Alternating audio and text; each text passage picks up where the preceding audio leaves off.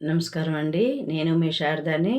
ఈవేళ విష్ణు పురాణం రెండో అంశం తలకది 2 अध्याय चదువుతున్నాను. मैं शारदा आज मैं विष्णु पुराण का दूसरे अंश का दूसरा अध्याय पढ़ने जा रही हूँ। सागर द्वीप वर्ष पर्वत आदि का वर्णन। श्री पराशर जी को विनय पूर्वक संबोधित करते हुए मैत्रेय जी ने कहा, हे ब्राह्मण, स्वयंभू मनु के वंश का वर्णन आपने मुझसे कहा। अब मुझे संपूर्ण पृथ्वी मंडल का विवरण सुनने की अभिलाषा है। सागर द्वीप, नदियां, पर्वत, वन, देवता, पुरियां आदि जो भी है, उनका परिमाण, आधार, आकार आदि का यथावत वर्णन करें। श्री मैत्रेय जी की जिज्ञासा को पूर्ण करने हेतु से पराशर जी ने कहने लगे, हे मैत्रेय जी, जम्बू, प्लक्ष, शाल्मल, कुश, क्रौच, शाक एवं पुष्कर, यह सातों द्वीप चारों ओर से खारे पानी, ईख के रस, मदिरा, घी, दूध और मीठे फल के साथ समुद्रों से घिरे हुए हैं। जम्बू द्वीप सभी द्वीपों के मध्य में स्थित है और उसके बीच सुमेरु पर्वत है, जो 84,000 योजन ऊंचा तथा 16,000 योजन पृथ्वी में धंसा हुआ है। इसका ऊपरी विस्तार 32,000 योजन और पृथ्वी पर 16,000 योजन फैला हुआ है। सुमेरु पर्वत के दक्षिण में हेमवान, हेमकूट और ऋषद नामक वर्ष पर्वत स्थित है तथा उत्तर दिशा में नील, श्वेत और श्रृंगी नामक वर्ष पर्वत है। निषद और नील 1-1 लाख योजन फैले हुए तथा श्वेत और हेमकूट नामक वर्ष पर्वतों का विस्तार 10,000 योजन कम है। हिमवान और श्रृंगी 80,000 योजन तक फैले हैं तथा 2,000 योजन ऊंचे हैं, उतने ही विस्तृत हैं। तत्पश्चात पुनः पराशर जी बोले, मेरु पर्वत के दक्षिण ओर प्रथम भारतवर्ष, दूसरा किमपुरुष वर्ष और तीसरा हरिवर्ष है। उत्तर दिशा की ओर रम्यक, हिरणमय और उत्तर कुरुवंश स्थित है। इनका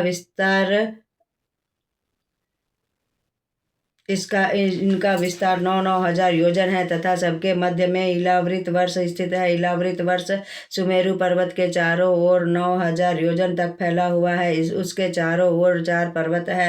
पूर्व की ओर मंदराचल, उत्तर की ओर सुपार्श्व, पश्चिम की ओर विपुल और दक्षिण की ओर गंधमादन स्थित है। 10-10 हजार ऊंचाई वाले उन पर्वतों पर ध्वजाओं को 11,100 योजन ऊंचे कदम्ब, जम्बू, पीपल और वट वृक्ष है। विशाल जम्बू वृक्ष के कारण ही जम्बू द्वीप का नामकरण हुआ। गजराज के समान विशाल जम्बू फलों के गिरकर फटने से जो रस निकलते हैं, उससे जम्बून की जी का उत्थान हुआ। उस जल को ग्रहण करने से वहां निवास कर रहे प्राणियों का मन सदैव शुद्ध रहता है तथा उन्हें वृद्धावस्था नहीं आती। सुमेरु पर्वत के पूर्व की ओर भद्राशव वर्ष स्थित है तथा पश्चिम दिशा में केतुमाल वर्ष है। इन दोनों के मध्य इलावृत वर्ष स्थित है। इस तरह उसके पूर्व में चैत्र रथ, दक्षिण में गंधमादन, पश्चिम में वैभ्राज और उत्तर की ओर नंदनवन है। हे मैत्रेय जी, सुमेरु पर्वत के ऊपर अंतरिक्ष में 14,000 योजन में ब्रह्मपुरी स्थित है। भगवान विष्णु के चरणों से निकलकर पवित्र पावनी गंगा जी पर संपूर्ण चंद्रमंडल और आप्तलावित करती है। स्वर्ग लोक से ब्रह्मपुरी में गिरती है और वहां से 4 भागों में विभक्त होकर चारों दिशाओं की ओर चली गई। इस तरह गंगा जी 4 नामों में विख्यात हुई, सीता, अलकनंदा, चक्षु और भद्रा। आकाश मार्ग से होकर सीता पूर्व की ओर जाकर भद्राशव वर्ष को पार करके समुद्र में मिलती है। अलकनंदा दक्षिण की ओर भारत वर्ष में आती है। चक्षु पश्चिम की ओर केतुमाल वर्ष से होकर सागर में मिल जाती है और कुरुवर्ष को पार करके भद्रा उत्तर की ओर समुद्र में जा गिरती है। माल्यवान और गंधमादन पर्वत उत्तर की ओर तथा नील एवं निषद पर्वत तक दक्षिण की ओर फैले हैं। उन दोनों के मध्य मेरु पर्वत स्थित है।